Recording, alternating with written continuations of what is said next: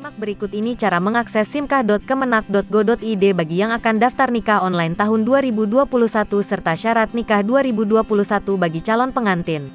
Adapun syarat nikah 2021 merujuk Peraturan Menteri Agama (PMA) Nomor 20 Tahun 2019, seperti dikutip dari laman simkah.kemenak.go.id. Berikut cara daftar nikah online tahun 2021. 1. Akses simkah.kemenak.go.id. 2. Klik daftar nikah. 3. Pilih nikah di mana. 4. Provinsi, KAP, kota, kecamatan.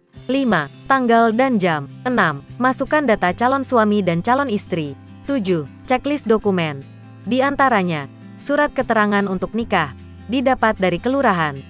Surat izin orang tua, jika calon pengantin umurnya di bawah 21 tahun. Surat dispensasi pengadilan agama bagi calon pengantin berusia di bawah 19 tahun. Surat akta cerai, jika calon pengantin sudah cerai.